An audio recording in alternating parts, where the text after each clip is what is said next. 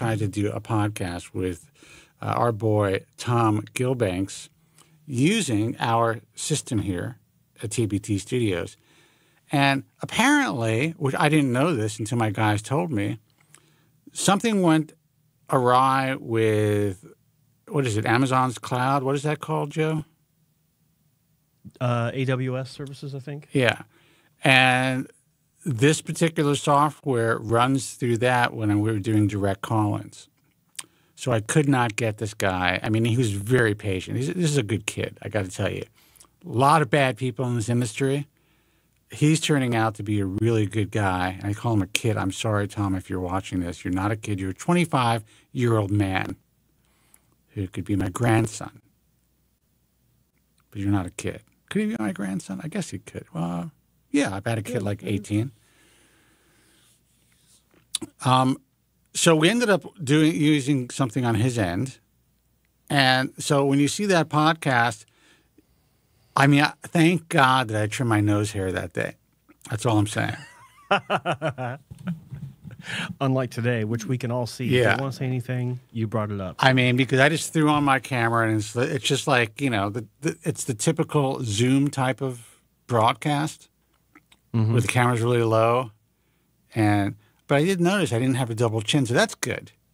Phone number is 888-659-3727. And what's funny about that is I am 60. You are 60. You can't say almost anymore. Yeah, that sucks, really. Loss of the impact on that one. Todd, how come they're always late? Because you're not paying for this. That's why. Yeah. Oh, sorry, Todd. We'll see you later. Close your browser, and we will do the program for the rest of the people who are not complaining. So he just said, are they going to go live while we're live? And it shows that we're live. So what's going on? Like, are we live? We do have calls. Guys, hold on, 888-659-3727, and we'll take your calls in a second.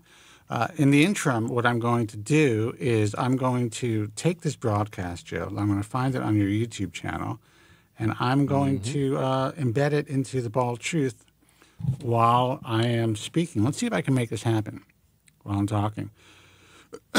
Interesting. Yeah, we're live. Like I see us on the we're live. YouTubes. Interesting. Todd, don't know what you're looking at. Yeah, we're live. So interesting. Interesting business stuff in the hair world this week. Actually, on January 6th, it was announced. January or June? June. It's January to me. It's June. Everything just is. Every month is the he's same. Almost 60. He's 6 months behind. Every week is the same. It's all the same shit to me. So, Venus Concepts, who acquired both the Neograft and the Artis robot, just sold and was acquired by a Korean company, and sold their entire, I guess, hair business, in quotes, which is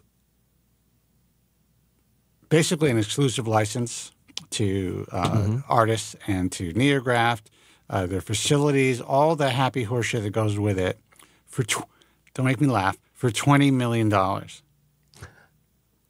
That's amazing. Now, to put that into perspective, to show you how poorly this equipment is doing, and basically that it's going by way of the dodo, when they wanted me to consult for the company, of course I settled for actual payment, but they offered me, and I could be getting this wrong, it was between 15 and 18, but I think it was $15 million in stock options. All these doctors in the field were investing in restoration robotics at the time. And to me, that's a huge red flag. When you're going to your users and saying, hey, you need to invest in this company, that's a problem. Yeah. I've known physicians who've invested $100,000, $50,000, like $200,000 or more into the original restoration robotics that was then acquired, or their equipment, and their IP was acquired by Venus Concepts, which I was like, this is bad. And now Venus sells the entire thing, including Neograft, for $20 million. So This is my advice to everyone who owns a piece of this one of these devices. Cut your losses. Good luck trying to, and again, this may be a great company. I'm not even going to mention the company that acquired it, but good luck getting your devices serviced. And I wish you well. But there's going to be a lot of Asian folk that are going to be getting hair transplant surgery by these devices. Asian folk. A lot of Asian folk. Yeah. So I found that fascinating. $20 million. Now, I know that seems like a lot of money, but in this particular world and in the real world, especially when you're dealing with, a public company, especially when you're dealing in the hair transplant industry. Let's put it this way. A decent hair transplant practice could do that type of volume in a year and a half to 2 years. A really kick-ass, someone who's doing a couple of surgeries a day, who's, charging top dollar. Yeah. And they're booked out every year, throughout the entire year. They could do that type of volume. That's not their profit, but that's the type of volume they can do. So that just kind of puts things into perspective. Essentially, it was a fire sale, in my opinion. Apparently. Yeah. And I feel bad for the doctors that were still, invested with having the product on site. There's some good doctors that are, using it effectively, the robot. There's like 4. Quite effectively, actually. There's 4. Yeah, 4 that we know of. Yeah. And but the good news about those guys is they don't need it. Like they have other approaches, handheld, motorized, sometimes manual. They still have FUT, and they'll still be doing great work. But I feel bad for them and the investment that they made, not just of money and materials, but also space. Some of them have actually built out a bigger space to accommodate the original size robot because it was a pretty big piece of equipment. And but they'll obviously move on and be fine with it. But it's kind of, I don't know, like we knew this was going to happen, or we had a pretty good idea this was going to happen on some level. But a little wax nostalgic there. Well, end of an era. I just think that it's really the end of I think a really terrible era that it didn't have to occur that way. I do think, and I meant this when I was consulting for the company. I said, listen, this particular procedure lends itself to robotics. Currently, this isn't really ready for prime time since there's only a handful of doctors who understand the nuances of this surgery, who could use this robot correctly and then jump into doing something handheld if need be, if the robot is not doing the job that they expect it to do. And also, most of the doctors who are buying these products don't understand that once you open somebody's scalp, all bets are off. You have no idea if they're splaying. You have no idea how easy it is to get that graft tensioner, on that particular person's scalp. They're selling a procedure without really understanding if they're going to be able to follow through with the entire procedure for this patient. Every section of the scalp is slightly different. There's so many things wrong with the way they were selling it to doctors, and in turn, doctors were selling it to the public. But what's interesting to me is I remember early on, and before I continue, people that are watching this, can you chime in the chat room? Let us know you can hear us and see us, because someone asked when we're going live 5 minutes after we started going live, and I see 24 people watching, but no one's chatting. So can someone just double check and make sure that you're watching us? Joe strikes again. Just kidding. Yeah, there we go. Okay, so Rob. Okay, guys, thanks. Usually by this time, Rob Hellner has insulted me 5 times. Yeah, exactly. What I find interesting is I remember early on, the algorithm that is used to power the robot sends data back to some central mainframe, setup, and it's supposed to be learning from all the information that it's pulling from all the different clinics. It has a connection or some sort of scheduled upload of data that it pulls together. If that were true, you'd think that by now you could just set up a robot, enter in a few parameters, and walk away, and it would be able to do the entire surgery with no problem. It's had 10 years. Yeah, of data well, but the from tens of thousands of surgeries. The way that the robot was developed essentially is kind of just like like one of these robotic arms, and it's able to go in there and kind of isolate grafts, but it doesn't mean that it still doesn't somehow make the skin translucent. We really don't understand the transection rate. Once you let this thing go wild, if you've ever heard my undercover tech segments, essentially their job was to set up the robot before a patient actually sat in the chair. And all of these techs were told to use the largest punch possible because they would at least be able to get the grafts out without transecting them, or the robot would. Yeah.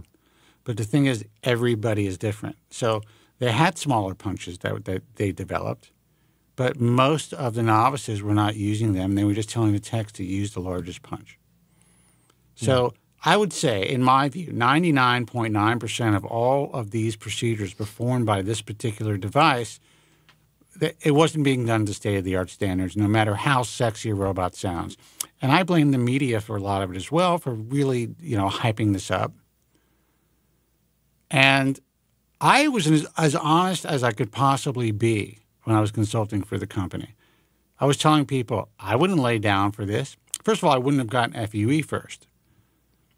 And I said that at a conference, and it freaked them the F out because I was consulting for the company. But I explained to them, I'll consult for the company. I will try to help you bring this and make this ready for prime time. I will do whatever I can to make this a better device and give you the advice that I think you need to do this. But I can't sell this, and I can't sell it to I can't sell it to doctors, and I can't sell it to patients. Now, there were a couple of doctors who asked me my thoughts on it. And, initially I was like, look, you know how to do this procedure. So if you're just looking for something that may be great marketing, and, if you're able to pull out a few hundred grafts, whatever it is, and you can go in there and really watch this device, then you can help people. You're certainly not going to harm anybody, and you can leverage their marketing. And that was the truth. Yeah. Yeah. But that's not what transpired with most of the people that bought this device. Reality set in. Yeah. And ruined everything. Absolutely. So I ruined it for everyone. I was able to embed the program onto the Bald Truth while I was doing that. Damn. That's multitasking. That's multitasking, people. It's good for my brain. Phone number, 888-659-3727. Let's get to the phones first, and then we'll discuss what Joe wanted to discuss. Hey, you're on the air. Who's this, and where are you calling from? Hey, Spencer, Joe. It's John from New York. John from New York. What's happening, John. brother? What's going on? I think Joe knows my story, so I'm calling to see if he's going to put. You're going to put the final nail in my hair coffin dream, or what? Let's share your story with all the listeners. Yeah. Do you want to share with the group, John? Share with the group. Well, I went for Can you hear me? Yeah. Yeah.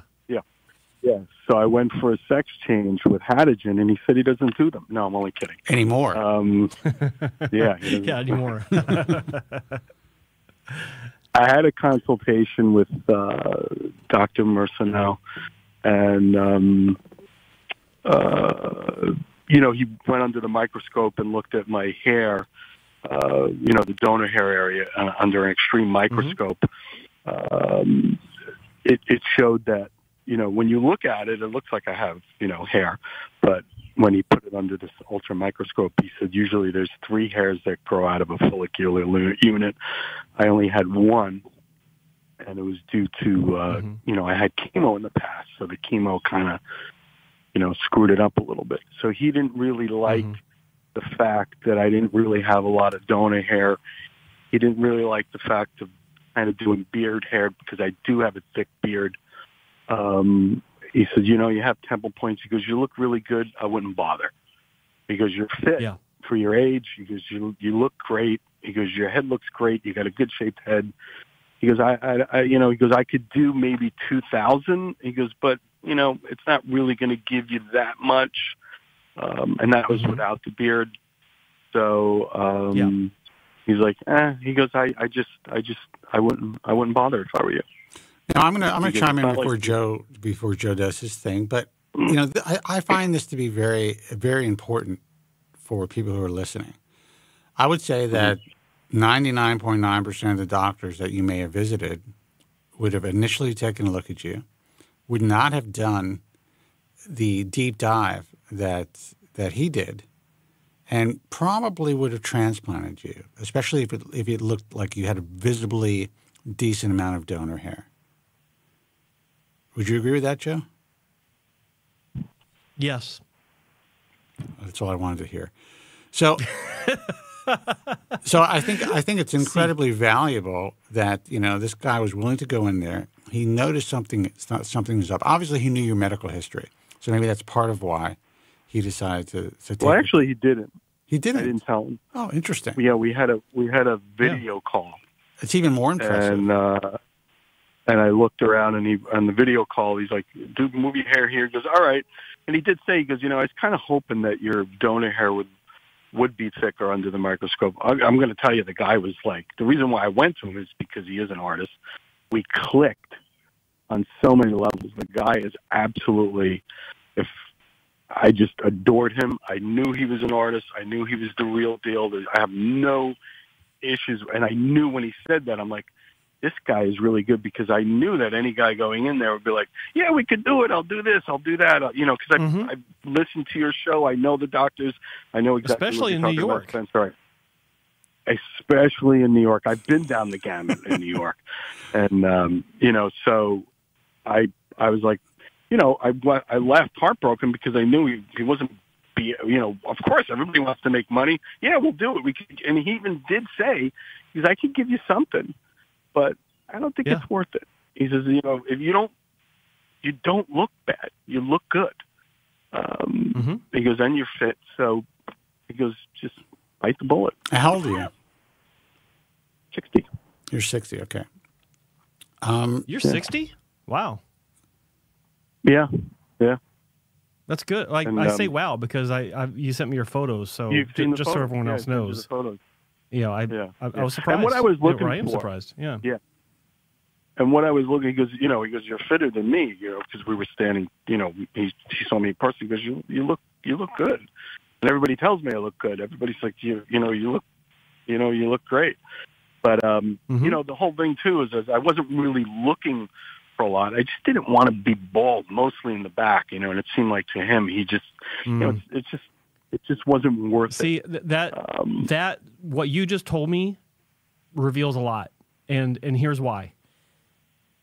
I was looking at your photos, and when you told me that he said 2,000 grafts, in my view, I thought, well, what's wrong with that?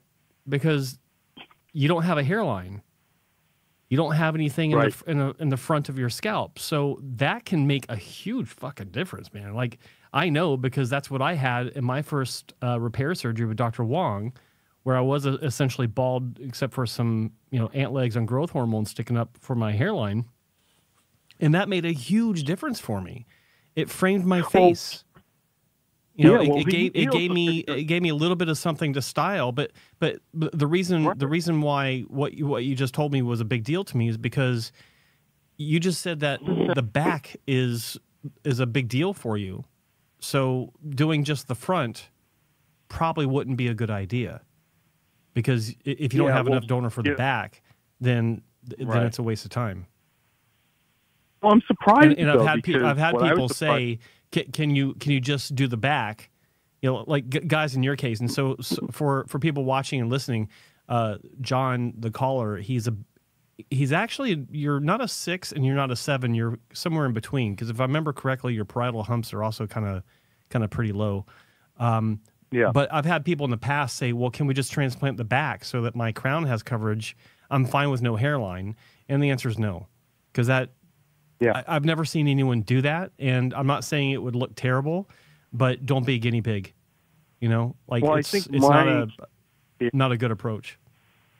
I think my idea, why I was surprised, because I told him in the video consultation, I said, you know what, even if I'm thin in the crown, you know, you do whatever you want to do, as much coverage as you can. And then, I sent you one picture there, Joe, of like when I was a little bit younger, like 10 years early before I got cancer. So there was like, I had a beard and, you know, and on the top of my head, it was like kind of like the Jack Nicholson thing. There was hair there, and that wasn't a hairline, but there was hair there, and it was fine. And my whole thing is like, I just don't want to be bald. You know, I mean, I don't care about thinning. I mean, like if I'm a 6 or moving towards a 7, why can't I go to a 4? You know, like give me something. Yeah. Well, because it's a lot more hair than you may realize to get to a 4. Yeah, but let me ask you this: what if I don't recall any preventative medication discussion? Are you on anything? Are you finasteride, topical, oral, minoxidil? What are you doing? I'm not on shit, and he didn't. Okay. He didn't even ask about it, and he didn't even. You know, we didn't even go down that road. Yeah. Well, let's see his pictures, Joe. We can keep talking. Well, I showed him pictures, I got to log into fucking Instagram. I know Instagram. It's such a pain in the ass on desktop. I thought you already had this thing set up. No, I was setting up other things, and I wasn't sure if John was going to call. Well, is it okay if I show your photos, John? Surprised. Oh, so they're going to be on the. Can you show them to Pence? I don't want everybody else to see them because I'm kind of like. Okay, then no. No, I won't. Can you show them to Spencer? I don't want to look at them unless you show them on the program. I have no interest. I'm just kidding. Okay. Let's see. Well, I don't blame you. It's a show. You got to have content. No. What kind of animal do you think I am? You know. Here's the thing, John. Like I'm looking at your photos again, and you do have, like, there is zero indication of hair loss on the sides. Like your temple points are beautiful, thick and strong. Your donor area, I don't know why your photos. You're one of those guys that looks like you've got Vaseline on your camera lens, but because it's kind of it's very fuzzy. But like I'm looking at. Like your donor density looks normal, and you're telling me that actually even at the very least it looks normal, average, and you're saying that Dr. Mercenu was saying that these are all single hair grafts, which is bizarre because I don't see it. It is bizarre. I'm not going to dispute it because he's the one that had the scope looking at your hair. Yeah. But you know what's interesting is your crown does not dive deep down into the back of your occipital region. Exactly. You have a high crown, which is a benefit. But look, I think moving forward, on the top of my head, it's on the top. See, that's why I was trying to explain to him. I said, I don't care if I'm thin on top in the crown because my crown is on the top of my head. It doesn't dip down. The back of my head. Yeah, but let me stop you right there. Let me stop you. Okay. Yeah. I've heard what you just said. I have heard 1,000 times.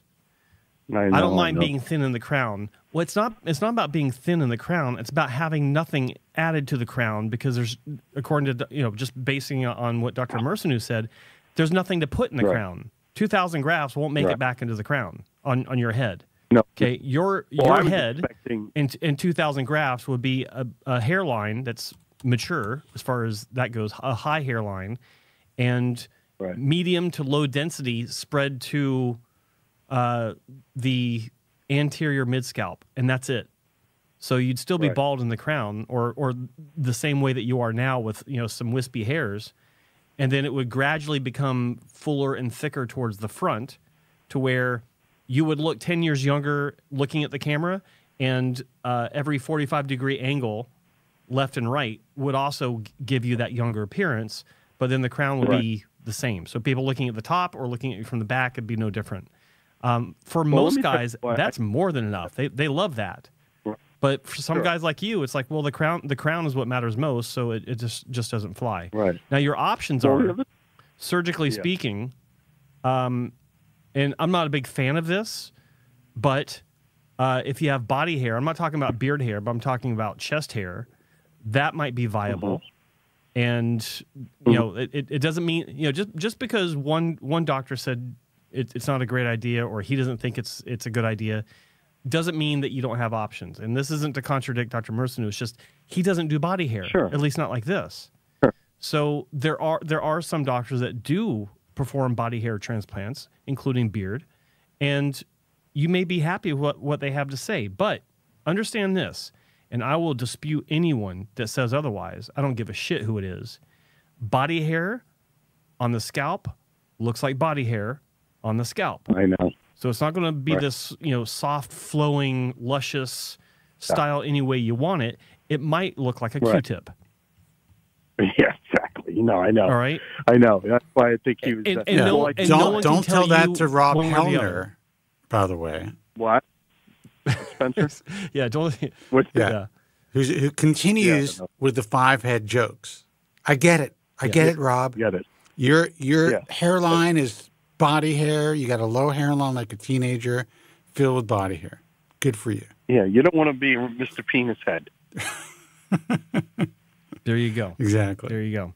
Now, you know, before you do anything like that, the question to you, John, is would you consider getting on some sort of medication? Because I got to tell you, man, I'm becoming a big fan of oral minoxidil. Just ask Graham in the chat room. He is a walking testimonial about the power of oral finasteride. Bald, now not bald. Just saying. That's amazing. I mean, absolutely.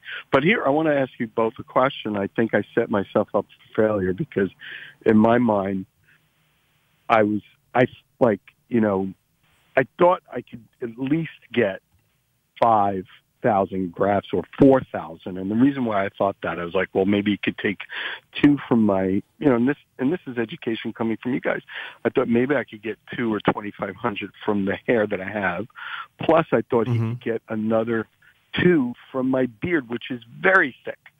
And the beard was off the table. It wasn't even discussed. He doesn't like it at all, I don't think. And I think he's a real artist, and I don't think he really, it's not good. So that's why I think I set up myself up for failure, because I was assuming that the combo of the beard and the donor hair would work. Well, you didn't set yourself up for failure. The people talking about beard hair online set you up for failure, because they're setting expectations for the greater group of people, the larger group of people that are looking into hair transplantation for the first time. Is the assholes online saying, "Oh, just throw some beard hair in it," as if it's a given that number one, it'll work, and number two, it'll be natural. Yeah, but I did listen to his interviews with you, and he just said you can do it, but it's got to be blended in. But I guess he feels it's probably not enough donor hair to blend in. Exactly. Yeah, you're looking like, if you're looking at 4,000 grafts, you're looking at a 50-50 ratio of body hair, beard hair, whatever, to scalp hair, and that's the stronger nature of a beard hair versus your scalp hair would be an overwhelming scenario to where that 50-50 mix would be equivalent to more of like a 70-30 mix, if that makes sense. Right. Like the beard hair would overwhelm the body hair as far as the texture and the fullness of it. So, it may look fine. Like I don't know, but I wouldn't take that risk. I really wouldn't. What is your life like now? Just one more point. Go ahead, Joe. Just one more point. You know, what's interesting to me is, like, I'm looking at your photo, especially the one where the donor hair is separated. You can see the hair exiting the scalp. Because the density looks normal. If all of those are single hairs, or the majority of them are single hairs, and he didn't find any triple hairs, I don't know how that reduces the number of grafts that can be removed.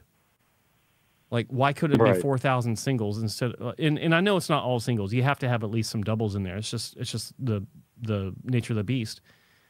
And you know, when you first started telling me that in Instagram, I was thinking back to a case that Dr. Hassan did many years ago that was similar, but only because it was created to be similar to your situation. What I mean by that is, he had a patient come in that had a lot of hair loss, but he didn't have a lot of donor hair. He had about 2,000 grafts. So after a lot of consideration, a lot of discussion, a lot of thinking about how this would unfold, the suggestion was made to take 2,000 grafts and divide them into singles to create a 4,000 graft surgery, which would give more coverage. Although it would still look thin, it would ensure 100% natural outcome, and more scalp would be treated. And it actually turned out great. It was beautiful. In fact, Spencer's seen it, because I sent these photos to you, Spencer, years ago when I was first talking about the difference of lighting. Oh yeah, with flash and no flash. That's the case. That's 4,000 grafts, but it's mainly singles, and it looked beautiful, like angulation, naturalness, 100%. But it was thin. Wow. But the patient was happy, and that's what mattered. Sure, he was over the moon. So, and that's the power of stereoscopic dissecting microscopes. So, a little segue here. That's where microscopes are not used to sort singles, doubles, and triples. They're used to make singles and doubles in cases like this. Right. So anyway, continue with your question. I forgot. Oh no, Spencer was asking about my lifestyle. Not your lifestyle. What's your life like? Living your life after you survived cancer. Yeah. Oh, I'm over the moon. Are you kidding me? But I had a very rare.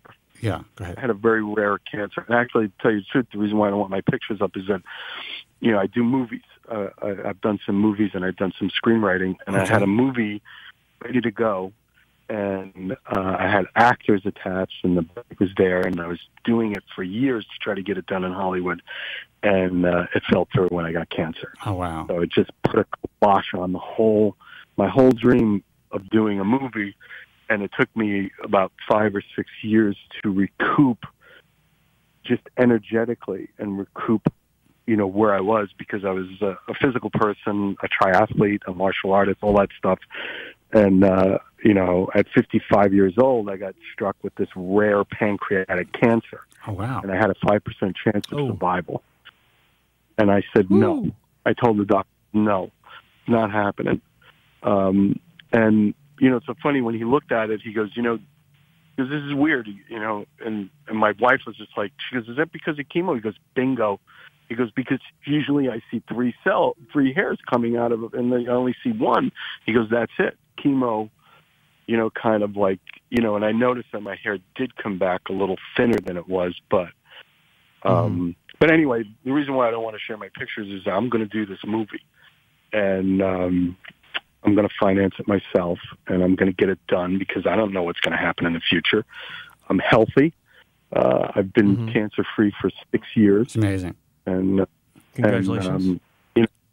Thank you. But it sounds like you have a really good life. And why do you want to complicate it with potentially? Probably for the red carpet walk.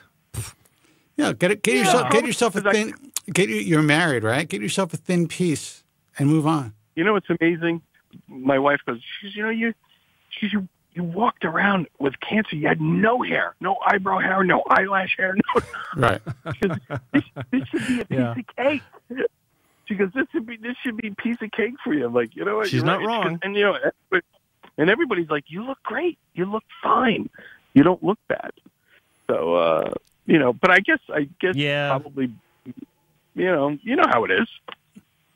Listen, I mean, I completely understand. It doesn't matter what you've been through in life. Hair is an unusual thing, and we really do attach sometimes just our confidence, our identity. Most of us look better with hair on our head. That's just the way that it is. So when we see ourselves in the mirror, even though you had to deal with something that was pretty monumental in your life, as your hair grew back, you were probably like, well, I'm feeling myself again. I got through this. I want to look my best again. I totally understand that. But to me, a guy 60 years old who's been through what you've been through, who has sounds like you have a great wife, You have this future you're looking ahead towards. If you want more hair in your head, you can buy it. You can get yourself a very light system. Try that out. Make sure that you can see your scalp a little bit. And you may be like, this is all I need. And all I have to do is glue this on and not have surgery and live my life and feel better and more comfortable in my own skin. Right. I mean, you have young kids doing that today on Instagram and TikTok. It's amazing. It's not what it used to be, when we were young. It's not quite as stigmatized. Still is. Right. It still is to some degree. Do you look at your hair loss situation right now as maybe representing a lack of a complete turnaround from cancer? Because you said you had the photo from 10 years ago, you had a lot more hair. That's a great question. Is that maybe part of it? Yeah, I think there's part of me that, and I think the reason why I survived also is because I said no. You're going to give me this diagnosis of 5%. I don't even want to hear it. And it wasn't like denial. It was like, I don't want to hear it. At one point I told the doctor, I said, I don't even want to hear the word cancer because it's got the word can't in it. I don't want to hear can't. I don't want to hear any negative shit at all. If you're going to go forward, I'm going to do what you tell me to do. But I'm in charge of my life, and I'm in charge of what happens going forward. Now, you're not in charge. Cancer is going to take you where it's going to take you. It's like riding a wave. If you get into a really giant wave, you better go with it, and you better not fight it because that wave's going to beat the shit out of you. But you got to go with it and let it flow you on the beach, and then it'll scoop you up and take you back out again. And that's the way I treated it. I went with the rhythm of it, and I didn't fight it, but I said no in my head. So I think part of the hair loss thing is like, you MF or cancer, I just give me a little bit. I just want a little bit, just to say I still won. You didn't beat me totally. There's just a part of it that's just like you didn't take me because I had hair before I went. Dude, there's some Indian lady somewhere that just donated a bunch of hair for you. Take it. It'll cost you a few $100 to try it. Maybe $300, $350, whatever it is. Get it online. Try to match your color. I don't know if you have gray hair. If you have gray hair, it's probably going to be easier for you. Find someone to cut it in. Make sure it's like, low density to start. And see if you can deal with it. And if you can't, you take it off and you throw it in the garbage.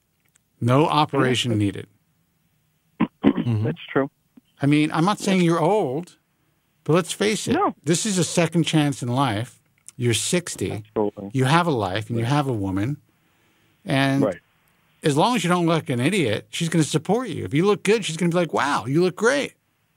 Oh, yeah. Well, that's what she says. Is, can you throw on a wig on and ain't looking good? I'm going to tell you. Of course. Yeah. She's not going to let you go out like that, brother. So at the same time, she's like, I don't think you need it. Even he said it, Dr. Merceno. He said, I don't think you really need it because you're fit. You look great. Because I wouldn't even know you had cancer. There you go. I mean, but the thing is, it's what you think. That's what matters. It's how you feel when you look at yourself in the mirror. That's it. Your wife is, and they can be completely honest. But it's also possible that if you came back with, you put a little hairpiece on, you came back with it, your wife would be like, well, maybe the hair does suit you. Yeah. Right. So that's a possibility as well. I support this. Yeah. So right. I think you lucked out as far as being told the truth. I think that having surgery, given your circumstances, might not have gotten you where you wanted to be. Right. And there's always a chance of complications that you don't want to have to deal with. That's a year out of your life. You've already lost 5. Yeah. Trying to recover from cancer.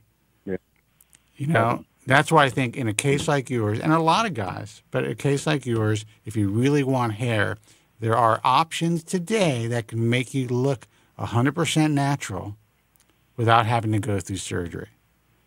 Right. Hey, John, did you go to any other doctors before you visited Dr. Merceno for a consultation? Years ago, before I went got cancer, many years ago, going back when I just started first noticing baldness. I went to Gary Hitzig. And Sweet Jesus, you really dodged a bullet.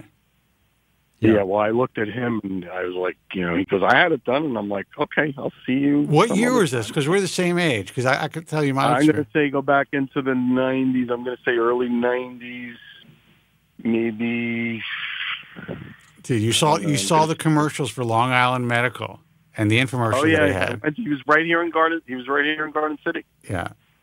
Well, you know that him and his partner sued me.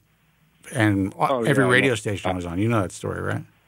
Oh, yeah, I know the whole story. Yeah. I read your books, and I know, I've been following you for a long time because I've been going bald for a long time. Yeah, that's the greatest story in history. This guy thought that he would like, get me off the air and that I was like some kid that he was going to be able to bully. I took that case on pro se, and, Gary and I have made up since, but, I kicked the shit out of him. That was it. I would only settle. And this was my settlement. No monetary settlement. I was like, I will withdraw my case, and I'll let you withdraw your case. And they could have done that anyway. But the settlement is,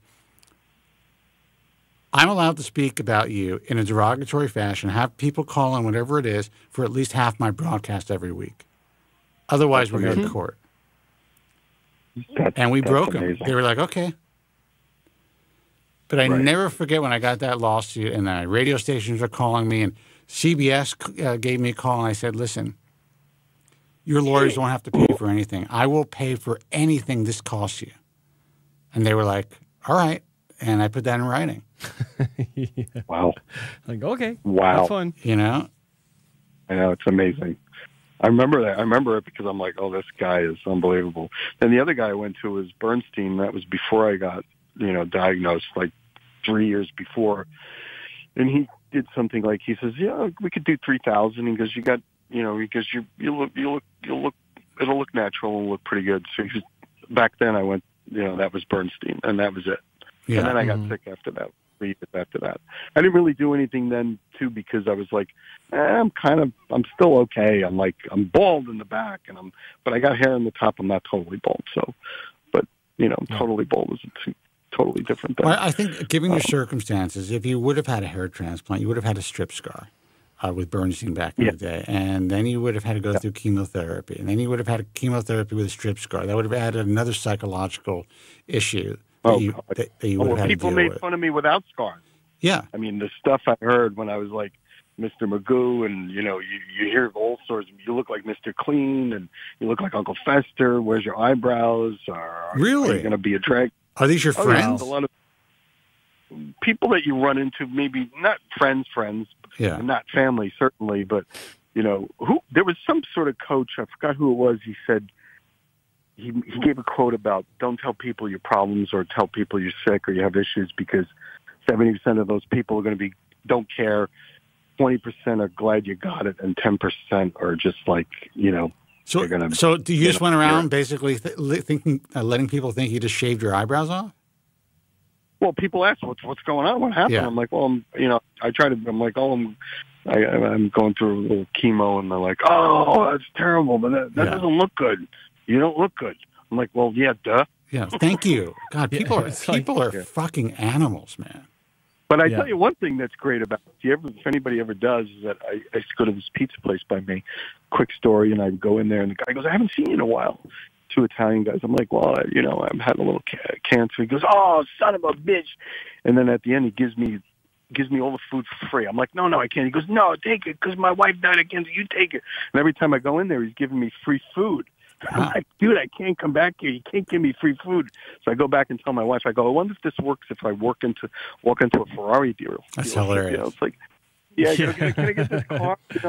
How much is this? $250. I got cancer. Take it. They may throw in the floor mats. That's about it. Yeah, they may throw in the floor mats. Yeah. Like this could work to my benefit. Well, here's the thing, brother.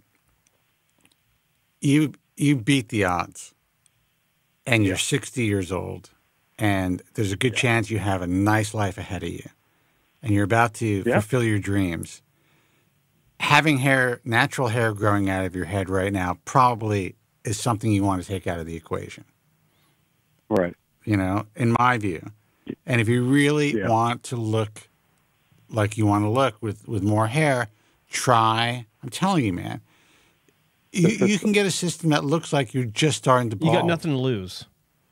You got nothing to lose by trying it. You know? Right. That's true. You know, it doesn't have. You're not going to get one of these. You don't have to get like a thick rug, like some Burt Reynolds situation. No. You know, and you can look great. And you know, and I'm telling you, your wife's going to tell you the truth. And if it looks good, she's going to be like, you know what, that looks great. Enjoy yourself. Yeah. Feel good about yourself. Right. And if it looks like crazy, she's going to tell you. Right. You know. Right. Yeah. Well, you know, it's great to have someone like that who's willing to tell you the truth and not just try to make you feel better.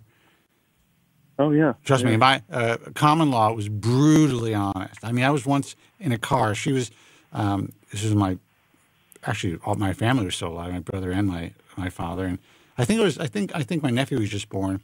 And we drove out to Maryland, and I had the sunroof open.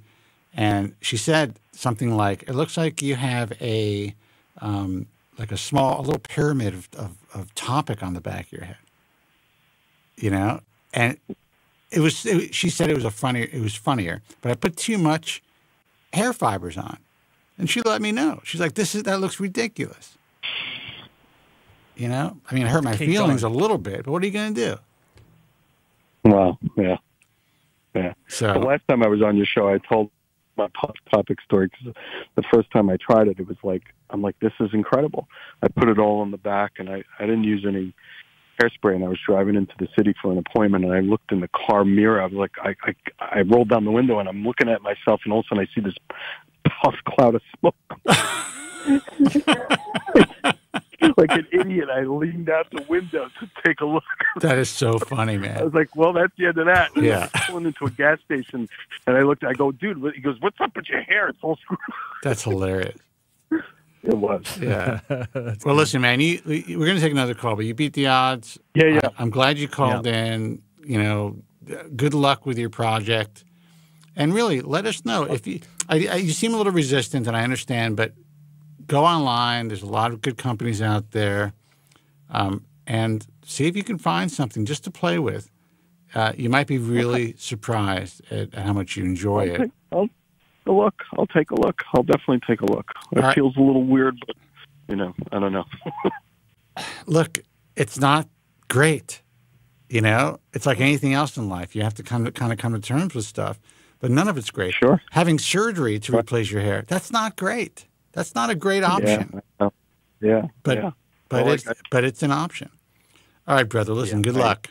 All right. Thanks for the call. Joe, take thank care. You. Bye-bye. I'll keep you posted. No worries, John. Thank you so much. Thank you. Bye-bye. All right. Sounds good. Bye-bye. 888-659-3727 is the toll-free number. Let's see who this is. Hey, you're on the air. Who's this and where are you calling from? Spencer, Joe. This is Rez.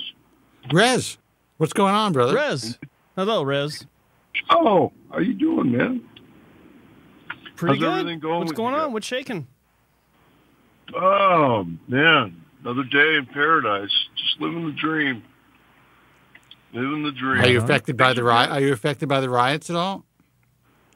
No, I'm in the Bay Area over Marin County. Okay. So it's not affecting me. How about you guys? Well, I know Joe isn't. About you, Spence? No, I mean, I guess if I had to go to work, I'd probably be affected. What? If you had to go to work? Yeah. Well, I mean, you know, I work out of my place. That's good. But if you had a real job, you mean? Yeah. Like if I had to, you know, be a schnook like the rest of you guys, maybe. Exactly. But I agree with you. You know, I don't know, man. This Gavin Newsom, he's a real moron. You know, it's all peaceful riots. You know, it's like no matter what Trump does, he can't win. The guy can't win.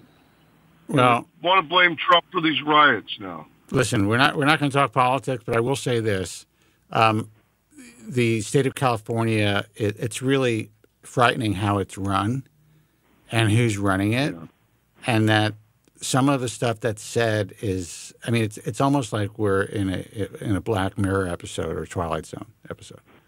Yeah. Exactly. And none of it makes any sense. And I really think that even the most liberal of liberal Californians who actually pay taxes and own homes and stuff like that, they're thinking a lot differently now about things. They are. It takes a while for people to wake up, but they will. Yeah, and it's really the in general the people living on the edge, on the fringes of society, who kind of are more interested in certain causes. You know. Yeah, absolutely. We appreciate law enforcement, and we appreciate law and order, and we appreciate our cities not being burnt, and everything, in stores and restaurants not being looted, and just a peaceful, normal existence. That's what most Americans want.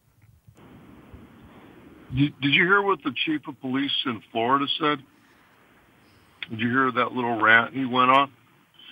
He's like, look, he's like, people will be shot on sight if you decide to loot. That's basically what he said.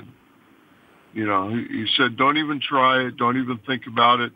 If you guys try anything with us, you'll end up in the hospital and then you'll go to jail. I mean, he was really blunt about it. Well, listen, and, there's a different attitude down in Florida, and But anyway, what's going on with your hair? Surprised. Well, I was thinking, okay, it's been, I think it was February when I got on the dutasteride, and I've come to realize with my hair loss, the minoxidil isn't really the game changer. My issue is getting on a good DHT medication, and the dutasteride since February, I think, has started to work. Because what happens, as you know, Good. You'll look in the mirror and you think nothing's happening. And then one day you'll just look in there and you say, wow, my hair looks a lot better. Yeah. It creeps up on you, yeah. Creeps up on you. It was like, I have this video of myself that I took in June. And then I have pictures of what I look like now. In the back of my head, where the vertex was getting low, man. It was like getting close to a 7 almost, and then now it's gone up. It's like a 4. Wow, that's impressive, and that's usually the way it's going to work. The last hair that you lost and that miniaturized is going to be the first hair that you start to see the reversal of miniaturization. Is there a point like where I'm at now? It's been, I think, 6 months since I've been on the dutasteride. Is there a point where you're like, okay, this is it? I'm not really going to see anything that much better from this point on? Is it after 2 years? We don't really know. Listen, any study that's been conducted is essentially, even larger scale studies, they're essentially relatively small. Our physiology is very different. Everyone's physiology is very different. We have Graham, who calls in from Australia. He recently sent me another image. I think it was the other day, and he started finasteride later in life and oral minoxidil. And this guy was like Formica bald, and now his crown is starting to grow in. So first his mid-anterior scalp grew in very thick, and then you notice even the hairline started to move forward slightly. So he had a dense hairline, high, but dense. And now he's showing me pictures of his crown. And this is years after starting medication. So we don't know. No. This was years after he got on the finasteride. Now it all of a sudden started to work? No, it's slowly started to come back. So, right. And he can call in any time and describe his exact situation. From what I recall, I saw pictures. Yeah, he was just like, I'm going to give this a shot. Later in life, he's in his 50s. And, usually at that point, especially when you start to bald in your early 20s, you don't expect to see results like that. But Right. the people that stick it out sometimes do. And I think that's a great lesson. And even you, how old are you now? 51. I thought, it was the end, for me. Like, I was looking in the mirror, and I just basically, when my doctor said, don't take any finasteride, just let, because you're going to have side effects, and I basically lost all my hair. I said, well, that's it. Nothing is ever going to bring it back. So I started to shave it. And honestly, even the transplanted hairs that I had, I mean, everything was looking pathetic. The transplanted hairs were starting to fall out, and they were getting that wiry, wispy look to where you can't even comb it. It's unruly. Yeah. So I just thought, like, okay, that's it. And I was looking at my hairline, and I said, I honestly thought, I don't know why I picked the hair transplant doctor that I did, because the hairline looks horrible. And the whole reason that I went to the transplant doctor that I went to, obviously because I was working for him, but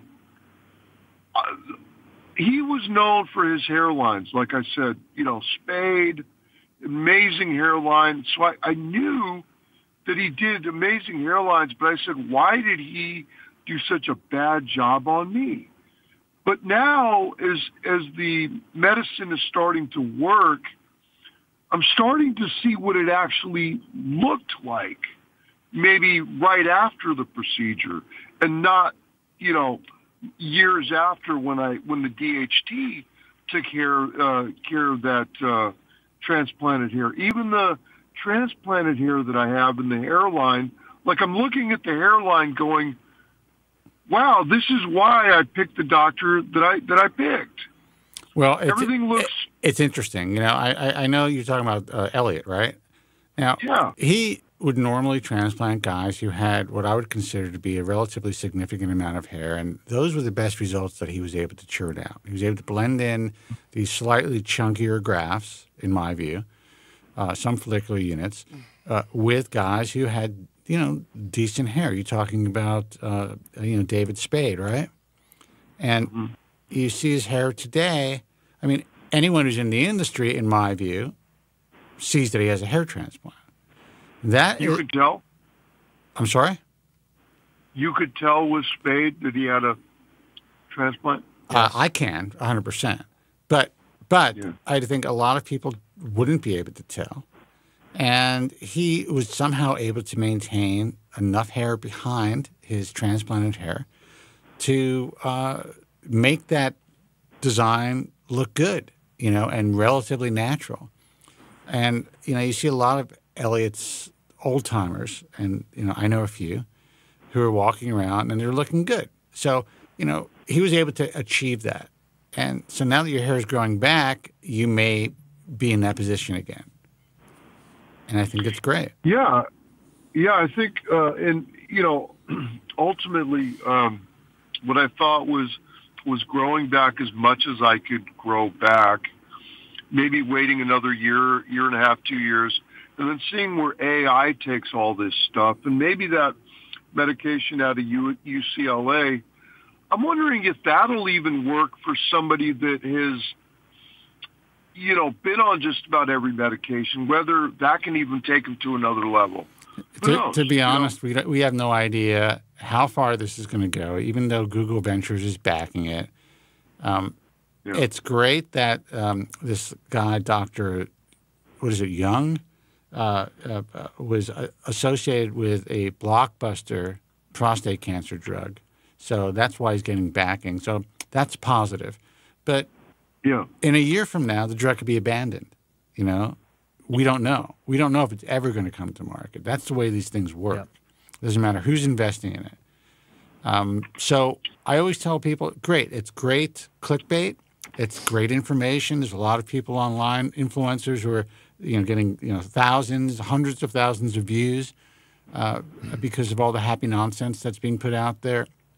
But our reality, and in our equation right now, that doesn't exist, and it may never exist. I'm actually a little bit more hopeful with AI. And if the right Yeah. people decide to concentrate on this issue, and I want to get involved in that, then maybe we can solve it. I think hair cloning would be, they can clone sheep, but Yeah, it's like they can't but you're clone still a single talking organ. about the limitations of implantation. Even if you have unlimited donor, there's only so much your scalp can handle as far as implanting grafts. And then you're going to have to correct any of the defects in the donor area to give somebody a full-looking head of hair. And you're also dealing with direction of growth and everything that still takes a tremendous skill level that most people and most clinics don't have.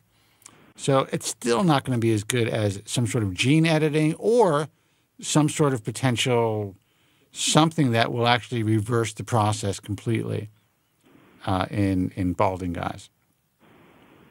Originally, for example, if somebody started at an earlier age, it goes back to the people that maybe, for example, could there be a medicine that could work so good to where even somebody like me or somebody like Joe that had a transplant, many transplants years ago, could it even work for him, being that he lost his hair years ago and they took hairs from the back of the scalp? I think Joe's a lost cause. But with that said, no, of course these things can work, but there's also going to be other elements that are involved now. You're talking about fibrotic tissues, scarring. If you had a combination of FUE and strip, what's going to happen? Will it reverse? Is it going to be possible to potentially reverse retrograde alopecia, senescent alopecia, DHT-related androgenetic alopecia? Yeah, that's going to be the hope. But unless you're able to then somehow with some sort of medication or technology remodel that scar tissue into natural skin that will then grow hair follicles, that's less likely.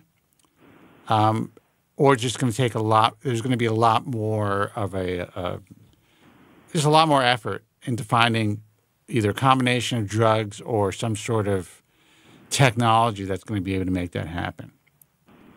But still, it's not that you guys don't have any hope. Just because you're cut doesn't mean that you don't have any hope. Just because you start to lose your hair early, aggressively, doesn't mean that you don't have any hope. Look, I'm blow drying my hair today. I see the senescent alopecia, the retrograde in the back. I'm like, shit. Like, even when it's totally dry, it's like a little thinner on the side over here. If I comb it, it covers and looks normal. And no one even would notice it unless I'm in the light or something, and maybe someone, it still looks normal. But I know what I had just 5 years ago. So I am on the way. I'm on the way out. I am on the way down. All these guys who look at me like I'm their, oh, wow, he saved a lot of his hair. He's 60 years old. This is a lifelong battle. It's a lifelong struggle. And honestly, for me, sometimes it's exhausting. And I look at a guy like Harry from Bald Cafe. That mother effer won. He took it. He won the battle early. I am struggling with this my entire life. Now, as far as how it affects me emotionally compared to when I was younger, it's different.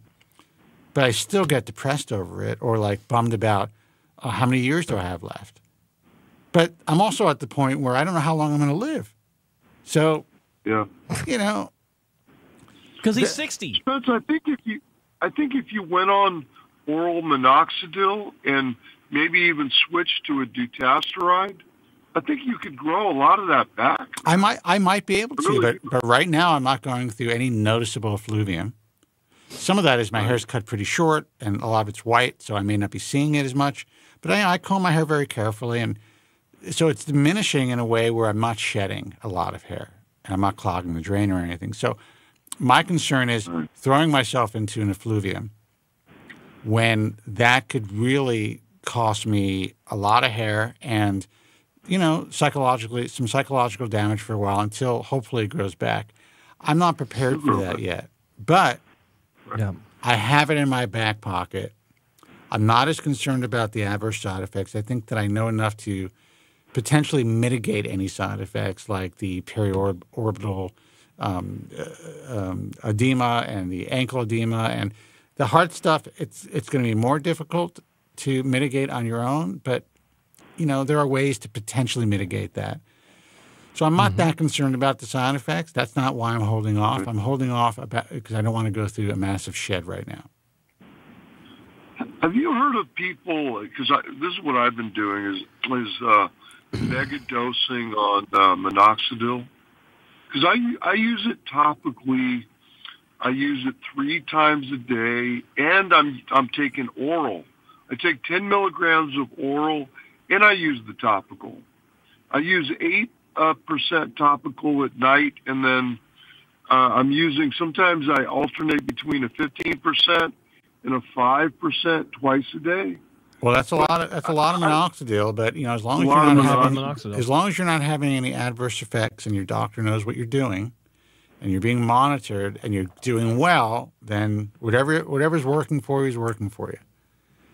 But listen, brother, we're going to take another call before we call in tonight. For sure.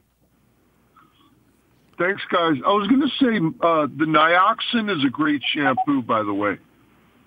Those guys are still selling that shit. It's unbelievable. Cleans the hair really nicely. I don't think it grows hair. Yeah. But the hair feels good on it. Well, that's good. Either way. That's good to know. Yeah. Good stuff. All right, brother. Thank you, guys. All right, thank you. Take care. Take care. Bye-bye. Bye-bye. 888-659-3727. What's the matter, Joe? So you all right? Let's, okay? Yeah. No, I'm good. Yeah, let's slip on into the subject matter for the day. We do have somebody holding on though. Do you really? Would you like to take a phone call before they hang up, so that maybe we could help somebody else? Yeah, let's go ahead and take a phone call. All right. All right. I think Joe's hangry. Hey, what's happening, man? You're on the air. Caller, you're on the air. Hello. We're going to give you a second, and then we're just going to go to Joe's topic of the day. All right. Oh, he just hung up. Yeah. All right, Joe, you're on. Okay. All right. So today's topic about, well, you saw the thumbnail. It's all about the mice. I think that's what it said. And that was just a joke because it is all about the mice. All we hear about are mice getting hair back. A lot of hairy mice. No people doing this. The hairy mice, exactly. But there are actually two announcements. One is a study, and it's kind of interesting because it's going in a direction I've not seen before. And I'll go ahead and pull up the info here. There's a study going to be released next month in Taiwan, July 2025. In the addition of biomedicine and pharmacotherapy, and it introduces a novel approach to hair regrowth using hyper-branded polymer dots, or HPDs. HPDs are nanoparticles with a unique branched polymer structure that possesses intrinsic fluorescence, high water solubility, and ability to penetrate the skin effectively. Unlike traditional treatments that rely on drug-based systems, HPDs function as nanozymes, or artificial nanomaterials exhibiting enzyme-like catalytic activity without the need for drugs. So it's a delivery system, basically.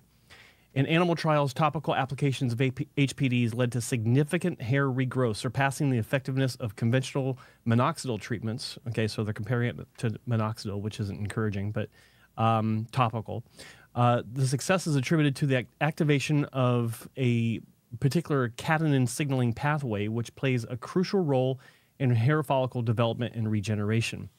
The researchers suggest that HPDs offer a promising, non-invasive, and drug-free alternative for treating hair loss. And this is one of the visuals that they present.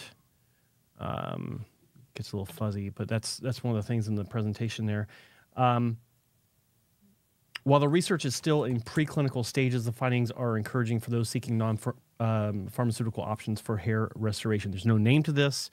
It's just using what they're calling, like I said, the HPDs, or hyper-branched polymer dots.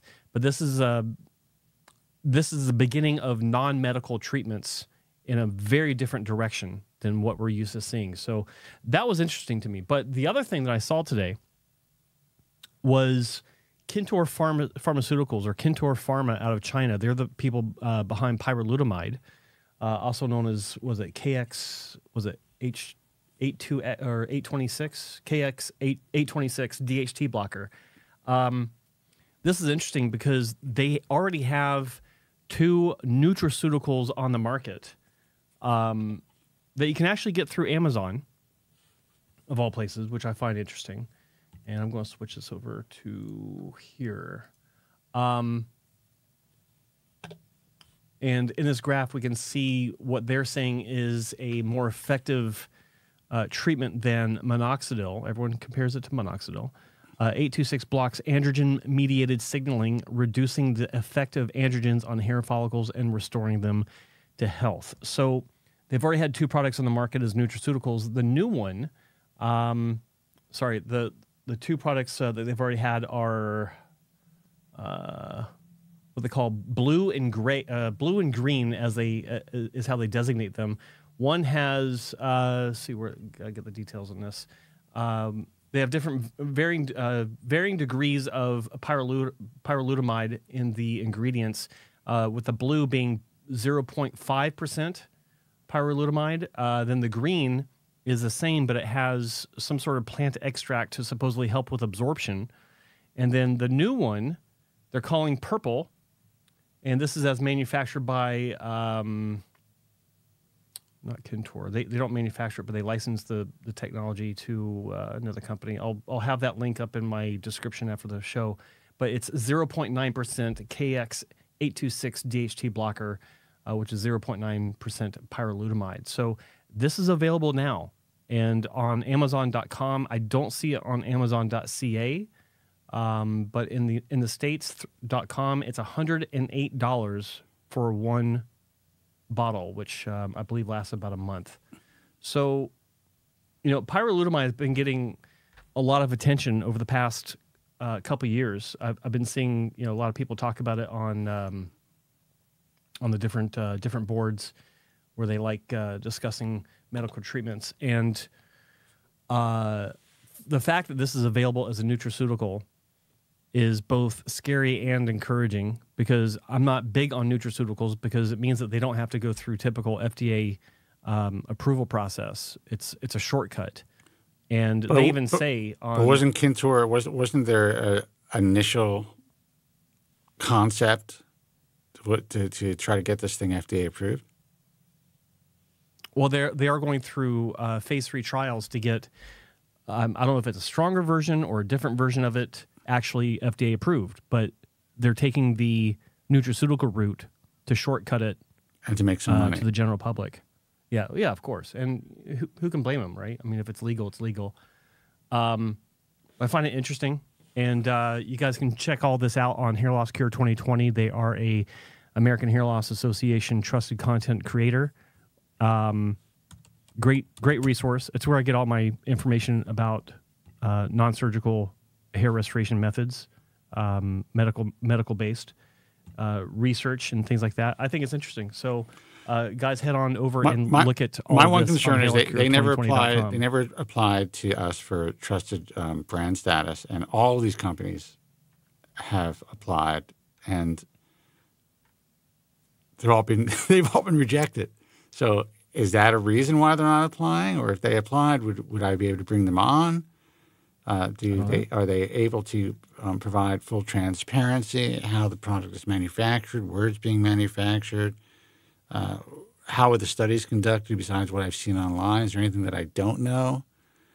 I mean, to me, that kind of makes me look at these things with a jaundiced eye, because, I mean, they know they would crush if they're able to carry our seal. So why not prove that they really are helping people? Well, that's a good point. And by the way, just to clarify, it's Koshine Biomedica, Koshine on Amazon, that's carrying the Kintor product through licensing, the KX 828 or 826. No, look, it's a big step for people if they want to have the trusted brand label. Yeah, but I mean, they do have to be transparent, and of course, it's going to be that's the a problem. big step It's like, a why lot not? of manufacturers don't want to take. Yeah, why not do it? If I mean, they're getting a lot of free press, which is good for them. A lot of people are talking about them. You got Hair Loss Cure 2020 always on top of it. Then it goes on to Reddit and to the message forums. They're selling.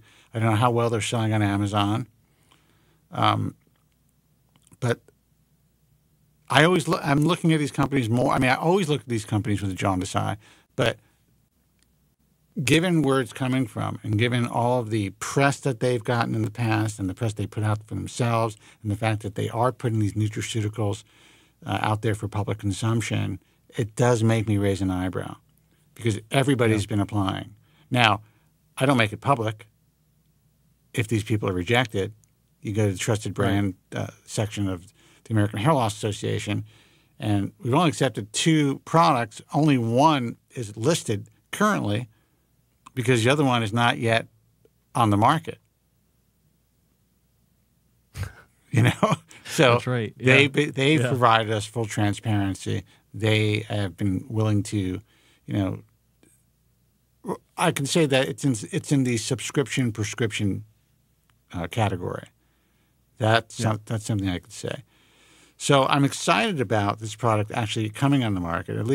At the very least, people are going to know exactly how things are being manufactured, if in fact they're getting real finasteride, where that finasteride is being produced. Is it going to be European? Is it going to be Chinese? Is it going to be switched out on you? We have access to all of that. No other company has been willing to give us access to that. The big companies, and they know they would crush their competition, but they still won't do that. That just makes me nervous. Yeah. Like, why wouldn't you want the consumer to have access to this? You know? Yeah. So anyway. No, it makes a lot of sense. So. But we do have a phone call, so we can take that, Joseph, Let's do it. if you'd like. Let's do it. Hey, you're on the air. Who's this and where are you calling from? Hey, Spencer, Joe. This is Ethan from Nashville. How are you guys doing? Ethan, what's going on, brother? Ethan, what's up, man? Hey, just calling in. I've got a hair transplant scheduled for September of this year down in Florida. And was just had a couple questions on it. Yeah, do it. Okay. What's up?